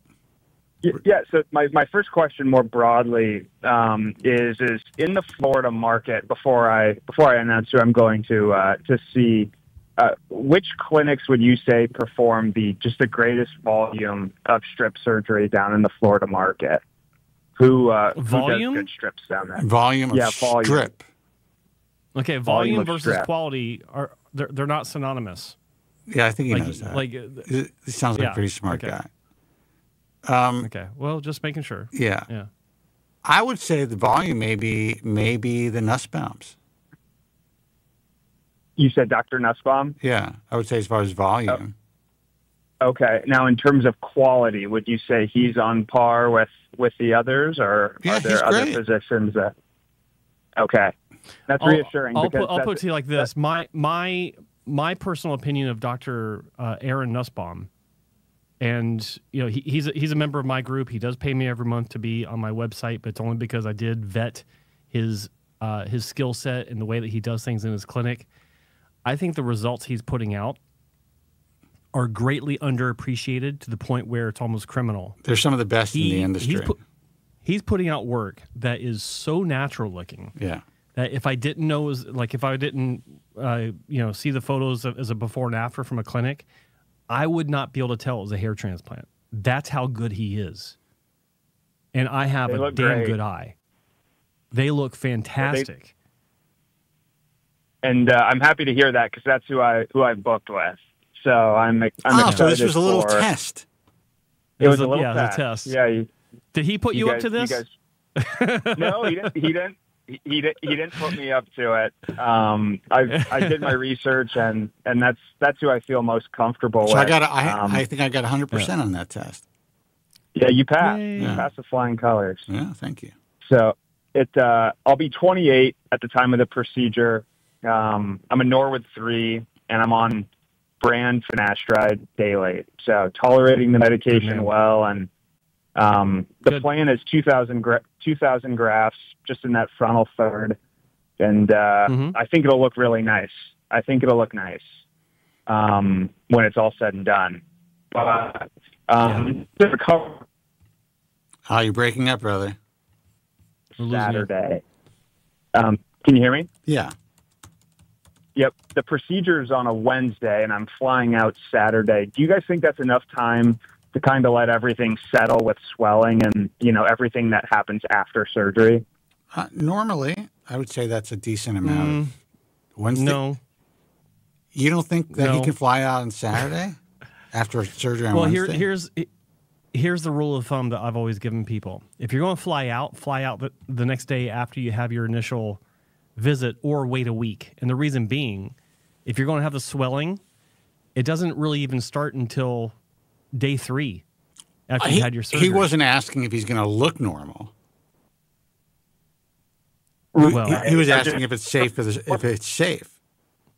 Well, it's safe, yeah. But does your physical appearance fall into the under the banner of safe? Like, is it safe to look like you're normal, or to not look like you've been beaten up or something? Because that would qualify. No. Yeah, no, I don't have a problem looking like I just got in a fight. That's not an issue. I was just more. You're not going to look like you just got into a fight. You're going to look like you lost a fight. Okay. Yeah, like you got your ass kicked. Yeah. Yeah. Like they're going to offer you a wheelchair at the airport. Yeah, and crutches. Yeah. And which might be a good thing. Yeah. You get some extra good service or something. You get wheeled through the airport. You don't have to turn into OJ. And you get on the plane first. The Samsonite luggage. It'll be like TSA pre-check, but for the hair transplant person. Yeah, I mean, now that I'm go. 60, I ask for the wheelchair every time. I just go right to the front of the line. Yeah, I might wear a surgical cap, but it might look goofy, but who cares? Dude, the other I'm telling you, it's in today's day and age, you can wear a full-on mask and a surgical cap. People are going to think that you're just some, COVID freak. Yeah. And just, put on some sunglasses and you're in. They won't think anything of it. Might get a few stares, but. Look, as long as you're not wearing all black, you're good. That's right. My question, my second question is with the healing from the strip, that scar, just generally speaking, with what you're seeing, is it around 2 to 3 weeks, a month for the back to be fully healed and closed? I'll let Joe answer that because he's pretty brutal. Because I'm brutal. How long before what? Before it's healed up, or? Yeah, healed up. Just general healing time for that strip scar, for it to fully be healed and closed. What are you seeing? Well, he's probably going to have you keep the stitches in for 2 weeks. Is that right? That's what he alluded to. Yeah, he said at around 2 weeks. Yeah, but that might just be playing it safe too. It might be healed before then. Well, okay. There's different definitions of healing. So, like, most clinics will say 10 to 14 days, and that is playing it safe. But at the same time, while it may be closed, it doesn't mean that it's healed. There's a lot of subdermal activity that's going on even months after the surgery, where you got remodeling going on, reconnection of nerves and blood vessels, and the creation of new blood vessels to compensate for what's going on. So healing, you're looking at 8 months for everything to return to normal for most people. Sometimes it's earlier, like 5 or 6 months. Sometimes it's later, 12 to 15 months, something like that. But as far as being able to walk around, bump your head without having to worry about it popping open, I give that actually about a month. And that is a little bit playing it safe, but you want to play it safe because for the first month, you can't feel back there anyway because nerve endings have been cut and they haven't had a chance to grow back, and reconnect with each other or create new connections. So it'll be numb for several months. It could be years in some cases. To to lesser degree over time, as you get out toward 7, 8, 9 months, and like Spencer said, it can last for years. That's extremely rare with good clinics. It's usually the clinics that don't have a good technique and don't have a great reputation behind it. That's where you normally see that, but it doesn't mean it can't happen in the best of hands. Okay, so always understand that. Dr. Nussbaum will tell you, he'll tell you, it doesn't happen to me, maybe, but at the same time, he'll acknowledge that it's not impossible. So keep that in mind. That's one of the downsides with strep. I mean, you never know what's going to happen with that donor area once it's healed up, because it may not ever be 100% healed. Interesting case about my own situation, or interesting story about my own situation. My scalp was numb for 9 years in the back. I had 2 donor scars. Wow. And then with Dr. Wong, when he did his first repair surgery on me, Gong. he consolidated both scars into one. And when that healed up, I have to assume all my feeling back. It's been so long since I've had any feeling back there. I don't know what it feels like to have full feeling, but it feels like it's full feeling across the entire area. And every subsequent surgery since then, all the feeling has returned. So that's the difference between bad technique and good technique, especially in extreme cases. So back to the basics of your question. 2 weeks, it's not healed. It's closed, but it's not healed. Okay, it's still sensitive. It's still going to be tender. It's going to be susceptible to being knocked open if you get hit in the head by a 2x4. So just be careful.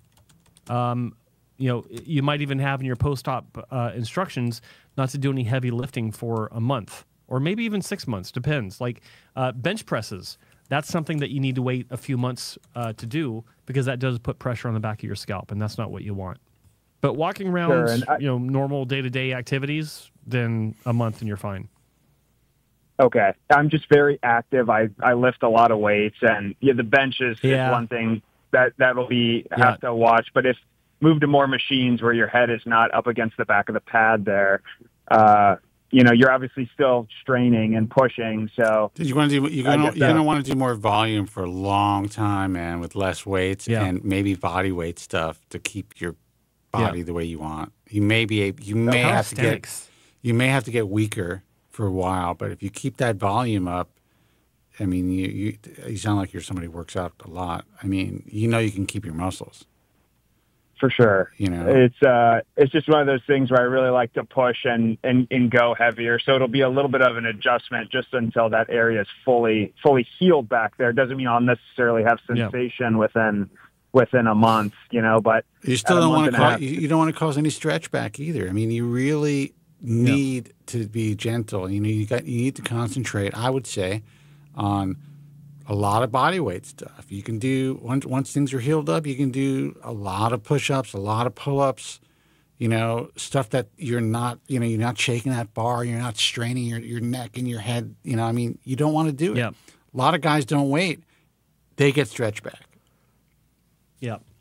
So ultimately, talk to Dr. Nussbaum about it. He'll give you down to the detail of what you can and cannot do. I mean, a lot of docs will say by 6 weeks you can get back to normal, like weightlifting activity. I don't know, man. Especially if you're trying to lift heavy. Agree with it. Yeah. I think just do volume. Listen, eventually you're going to have to live that life anyway as you get older. So get used to it. I don't know. That might just be fitness propaganda you've bought into, Spencer. I know a lot of older guys that are going pretty heavy in there. Yeah. It may be fitness propaganda, but it could be like... those older guys are juiced up, too. Yeah, your joints and your tendons need a little bit, less pounding. I would say more TLC. I would say the fitness propaganda is that you can't build muscle at an old age and that you need to lift heavy weights to build muscle. Sure. Yeah, more moderate weights to exhaustion. We'll get the same job done. You're not going to be as strong, but you're going to get the hypertrophy and you're going to look as good or better. So that depends on what you want.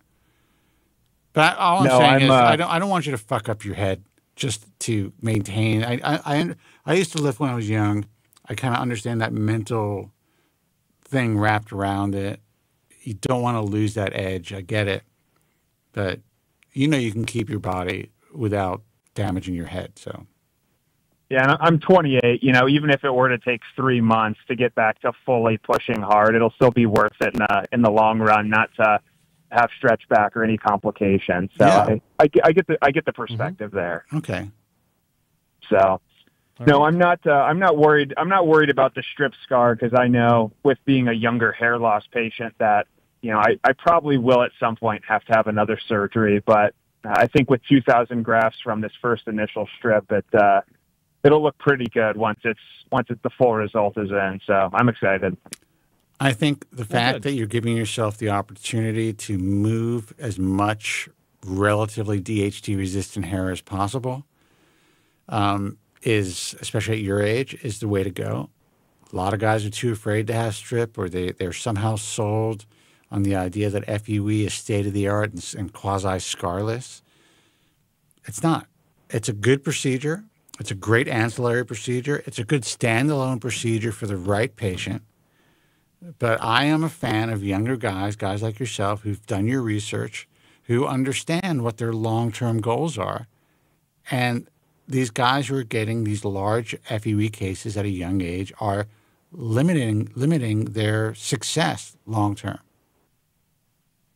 With a scalp with pretty good laxity, I'd say moderate to high laxity, how many strips, you know, on average would you say could over a lifetime be extracted? Yeah, I would say that after your second strip, you're at much greater risk of having issues. But you could have issues after your first strip, you know, going into your second strip. So we just don't know. Sure. But, you know, I like people to understand this. Imagine this. Someone goes in today, and I'm going to use you as an example because this is important. Someone goes in today, they're your age, and they decide to go and have 4,000 FUE grafts removed. They have to understand that maybe a third of those grafts are going to be from the real safe zone. And everything else is going to be above, below, and to the sides of that in order to get those numbers, in order to kind of create a mosaic. But even with those 4,000 grafts removed, and I keep repeating this, and I did a reel on it, you're being cut possibly 4,000 times, maybe less. If you go to a really good clinic, they're going to cut you less, and they're going to cut the ones to size under a microscope. So maybe 3,000 holes in the back of your head, 3,500 holes in the back of your head. But you're essentially disrupting that vascular structure, you know, in a 360-degree radius. And that all has to remodel over time. And sometimes it doesn't. So it's possible when people need to go back in, they're going to have a weaker donor to use. And no one talks about that. Like it doesn't exist. Now, the scar tissue buildup from, you know, all those punctate wounds is sometimes too great. And even if somebody wanted to go back through, they necessarily can't. So, but they do. But they don't realize they can't because they're not, you know, looking under the scalp. They're not using any type of, you know, sonogram type of technology. They're not really checking the blood flow. They don't know if there's any hypoxia. That's what it is, hypoxia, right? You know, where you're slowly cutting off the oxygen blood supply. You know, these grafts could be miniaturizing. And sure, kids just, no one's made aware of that. And I to this day, I don't know why that truth isn't out there more. I'm trying to get it out there now, but there are doctors who have been contacting me in DMs and stuff saying that that doesn't make any sense. This isn't true. We're using, you know, micro punches, and it's all bullshit. So anyway, to get to your point, you might be able to get a few strips out, but if you get 2,000 done now, which is a relatively small strip, there is a good chance you're going to get an easy 2,000 out again. And it's all going to be from your sweet spot. And then if you need to go in and cherry pick more grafts, your scalp is pretty clean. Can switch over to FUE and for maybe a third and final procedure and have good coverage, you know, however somebody defines that as, for decades. And you're managing your donor area in a responsible way. There's less of a chance of that becoming more diminished at an earlier age than it would. Which is what happens with these large FUE cases. No matter what these doctors tell you, they're not being honest. So anyway, Well, I think you made a great decision for yourself. I mean, who knows? You can call back and say, I'm all fucked up now.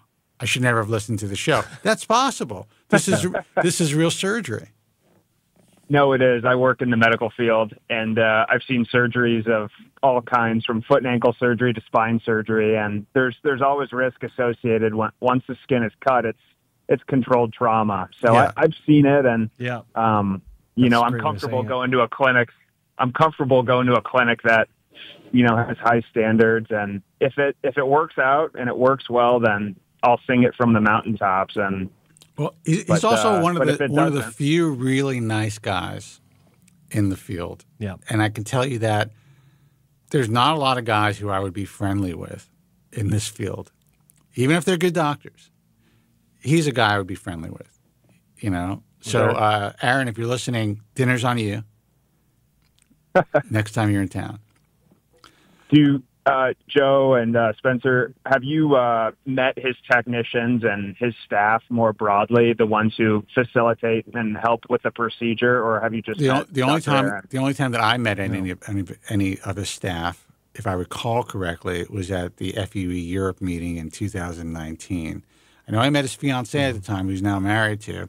Pretty sure I met one of his staff members, but no, we are in a position where we have to trust these physicians' judgment on who they bring under their wings and as their staff. Yeah. Sure. The good thing is I know that the staff is not a rotational staff that, flies in They're as full needed. time, yeah. They're full-time at the clinic, trained, stuck around, long-term.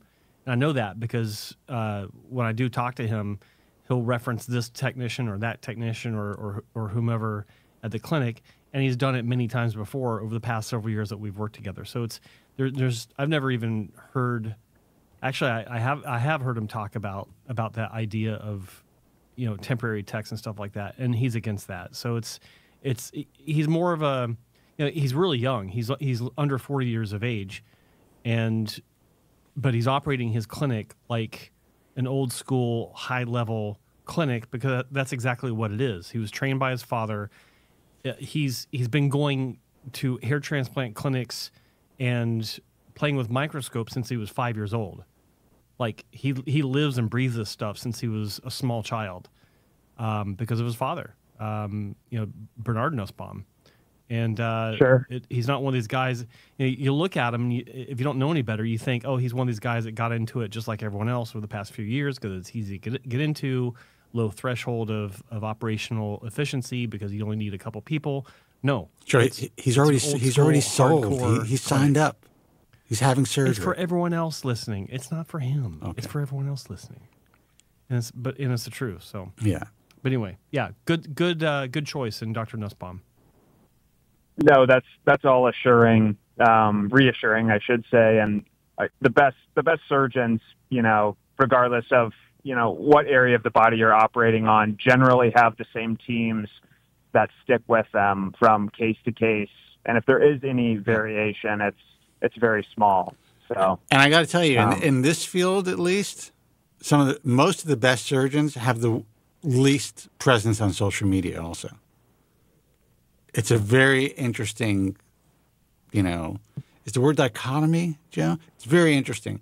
These guys are out there pimping themselves out on social media in a way that I can't even believe it sometimes. But the guys that are getting a lot of attention and they are doing hair transplants plus some other procedures, I got to tell you, man, they're not churning out great work. It's actually shocking to see. Yeah, if your surgeon's doing TikTok dances regularly, that's probably a bit of a red flag. Run. At least it would be for me. Run. I would say there's real value if a doctor was out there willing to provide the truth and educate patients if they didn't have to get people into that chair. And if they didn't follow all the trends, which, some of these guys are now really hooked on these, like Instagram and TikTok trends.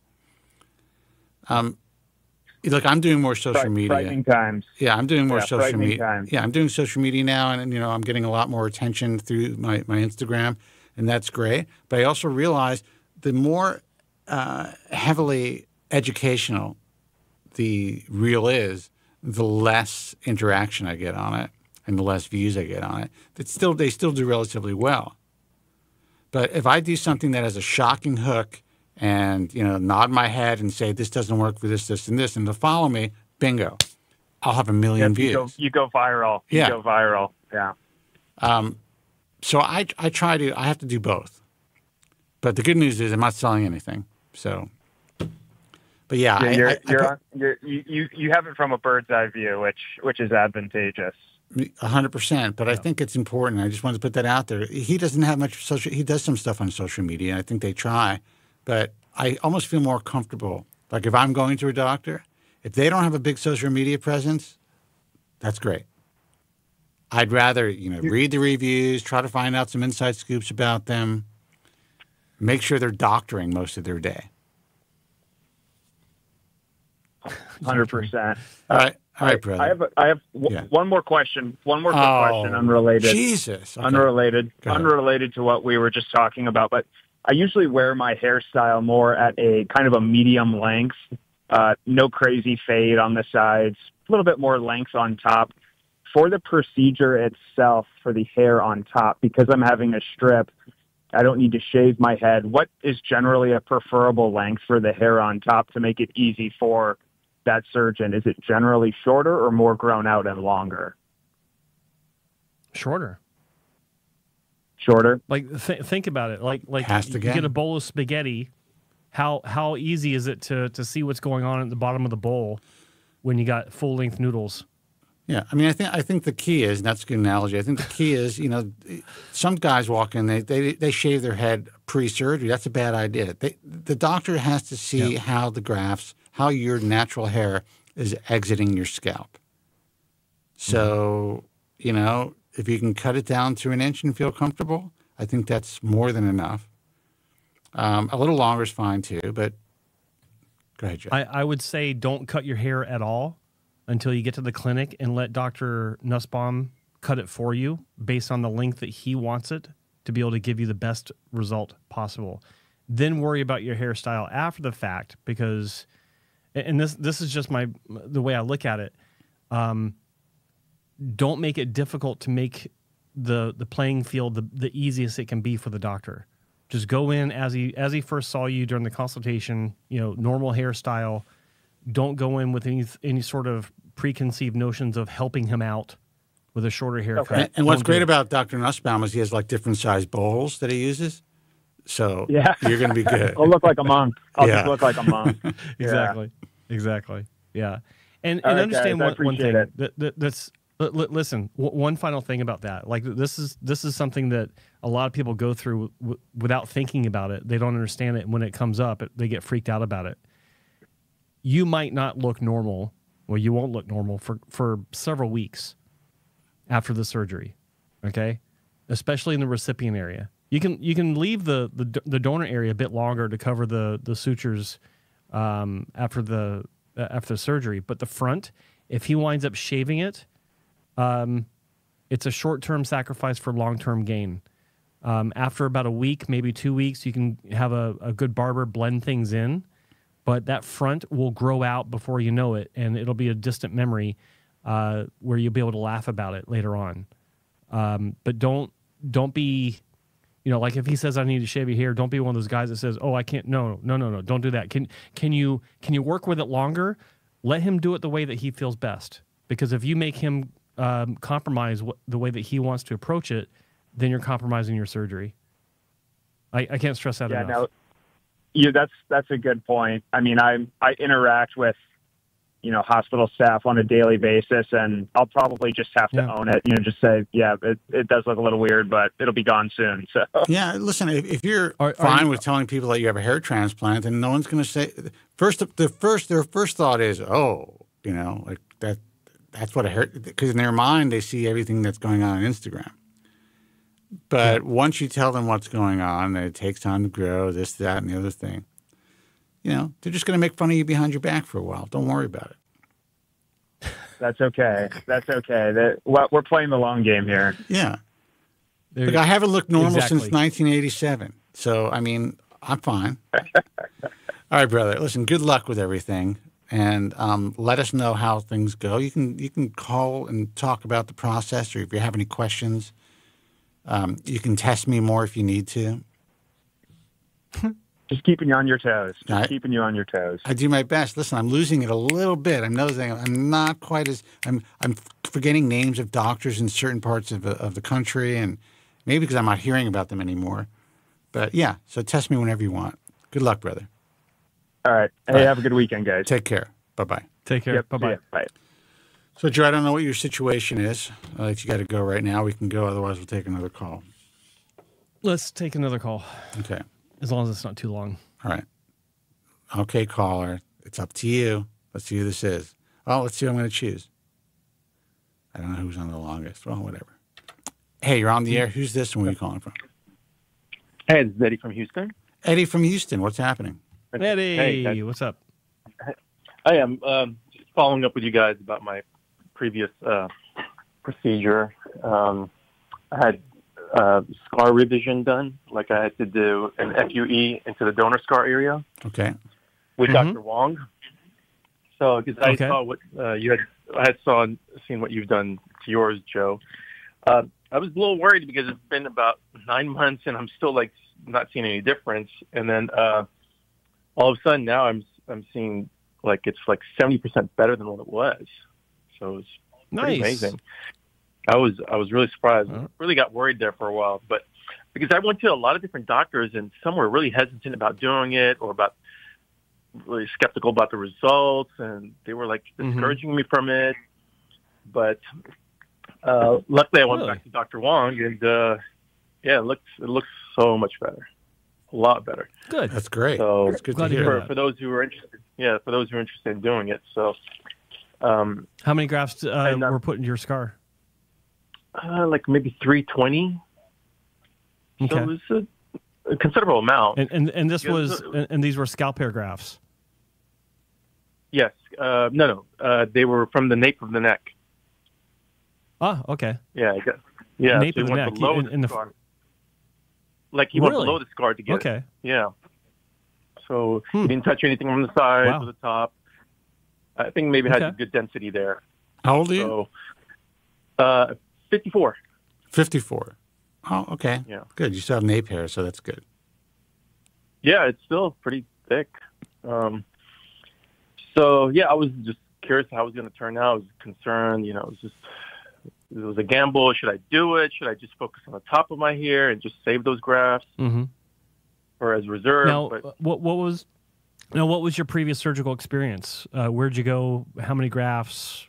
Norwood level? Oh, yeah. How'd it turn out? Yeah, I mean, so I guess I have to refresh you, but I mean, I've been on your show many times. So basically, I had a really botched operation with Bosley twice, and then I went to Wong twice, and it was mostly repair. And over time, it started getting better and better. So overall, I think I've done maybe 5,500 grafts, maybe 6,000. Oh, wow. Okay. Yeah. Awesome. But I still have that's good to reserve. hear. Always glad to hear those success stories and stuff. I'm sorry, what was that? You got more concerns? No, I still have more reserve. So I can still do another FUE like for the top. So, but I'm wondering, I don't know if I should go back and do the donor scar area again to make it look like yours, or it's barely noticeable, or should I just do the top first right now, and then if you already got 70% growth in the 9th month, it looks 70% better. There's a good chance you're not going to need it anymore. Yeah, I'm hoping I get. How long should I wait? Like a year and a half? A year and a half? And what's the rest of the scar like? I'd say a year and a half tops on that. But what's the rest of your scar like? Like where grafts were not placed, or did he pepper the whole scar? The whole scar. Yeah. Okay. That's it. Yeah. From ear to ear. Yeah.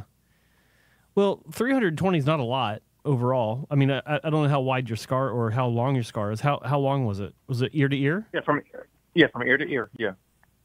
Okay. All the way. Yeah. 320. It's not a whole lot of grafts. But I'm a big believer in doing just enough, and then take a knee and reevaluate. Don't rush into multiple surgeries. Take it from me. I think it's for you. I think it's important to take stock of what you went through to get to this point, and remember the fact that you're freaking out like not too long ago. Like it's like, what the hell's going on? It's not working. Nothing's happening. Here we are at 9 months. You're seeing the benefits of what you went through, but it's like I've said countless times. Surgery is the easy part. It's the waiting that's tough, and that's a perfect example of what I'm talking about. So the question is, do you want to go through this again? Do you want to go through the fear, the uncertainty, the doubt, even though you've already you've had 2 good outcomes? Do you want to go through it more, or do you want to maybe just look at it and say, that's what I say about this marriage. is good enough? Yeah. Like, so like maybe this is good enough, Yeah, I mean, if I left it the way it is, I'd be content with it, and I'll wait, a little while. But I think I want to do the top right now. But I think it looks decent enough to where I can hold out for a few years. Then do like then it, do it so. looks fine, and because I can wait. And they said I've got maybe at least 2,000 grafts minimum for FUE to add on the top. Yeah. So why use that right away? I mean, why not wait and Exactly. Keep it in the bank. Yeah, what advances they'll make in the future, and So I mean, but in the interim, I will keep doing some research and look at which doctor would be ideal, because I know Dr. Wong doesn't do the FUE, so it's just it's either one of the other 2 ladies, Wynn, I think, and Raluca or something like that. Yeah, Raluca, she did mine. Yeah, she's very good. So I think, if I do FUE, I don't know. I spoke with Dr. Merceau. How do you say his name again? Merceau. Yeah. Yeah, so that would have been another option. I really like what his wife's work looks like, because I don't think he does it. It's his wife that does FUE. Yeah, she does most of the extractions. Yeah. But she does. Oh, she only does the extraction, or she does the placement. Well, they do. They both make recipient sites, but for FUE extraction, she's the one that does most of them. Okay. So what it means is she dissects the grafts and then probably extracts them as well. Yeah. So she does the extractions, scoring and extraction, and then the technicians do the dissection, and then both doctors will make incisions for the grafts to be placed into. So you're telling me that scoring is different than dissecting when it comes to FUE? Yes. Explain that to me. Scoring is when you take the punch and you start scoring the skin, and then you extract the graft, and dissection is what you do under the microscope to refine it, make sure it's a double or triple or whatever. I'm not going to contradict you on a show. I don't want to embarrass you. That's what I heard. You're just letting everyone know that you're going to contradict me. No, because you are probably the most knowledgeable person in this space, and I cannot allow you to go down that way, so we're going to delete this. Well, what's interesting, and just a side note here, is how terminology changes over time. That's true. And it's because new people come in and they kind of take over an existing term. They develop their own nomenclature, as they would say in our field. Yeah. So anyway, all right, brother. Listen, thank you for the call. Well, go ahead. You're always trying to rush me off. Do you have one more question? Yeah, we got to go. Go ahead. No, the reason why I didn't want to. I know Dr. Wong I think eventually he's going to be retiring. I know he has a new assistant that he's training when I was there last time. Yeah. So. Yeah, a new doctor. Any idea on how long before he retires, or the final transition? The guy's almost 80, but it's not for me to publicly state when that might be. But there are plans. I just won't say when, but I do know. Yeah. I've not met the doctor he's training, but I was actually in the clinic just the other day, last week, talking to Dr. Wong and some of the staff, and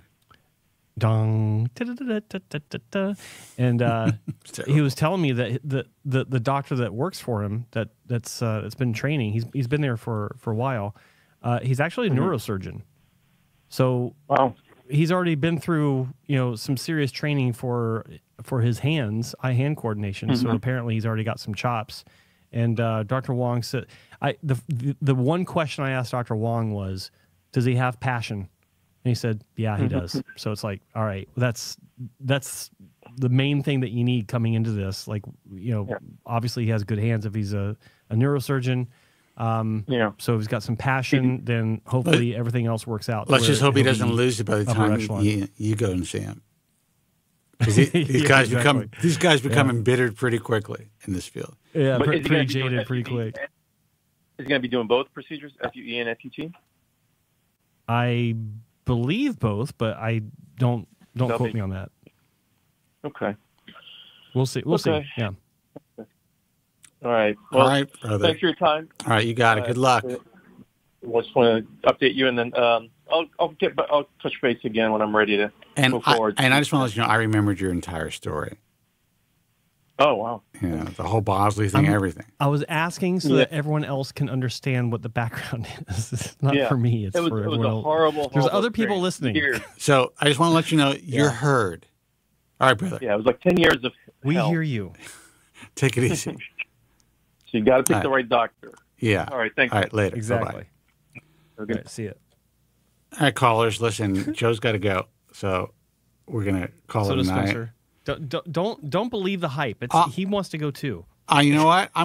Just for that, I'm going to go on Instagram. I'm going to go on Instagram Live. So if you want to hold on, it's going to take me about... He wants to leave the show so he can do an Instagram Live. It's going to take about 7 minutes or so for me to set up the live on Instagram. So I got a few callers on the line holding on right now. So if you bear with me, we're going to end this show.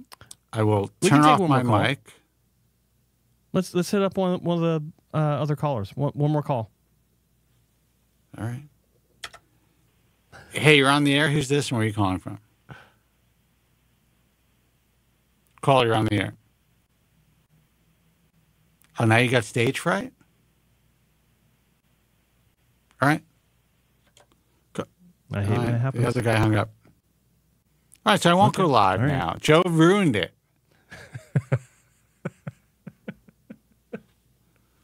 I do that. I really did. Yeah. I really did. All right, guys. Until next time. First of all, follow us on Instagram at Joe Tillman Official and at Spencer Kobren. Check out my Substack at The Bald Truth. It's The Bald Truth on Substack. I haven't written anything in about 3 weeks, but I will. Link in the description. Yeah. And thank you for that, Joseph. And until next time, be strong, God bless, and thank you guys so much for listening. Have a good night. Thank you very much. I'm sorry for any inconvenience you may have been put to prior to the programme, and I'm glad you enjoyed it. And if you could now leave by the exits at the rear, that'd be splendid. Thank you.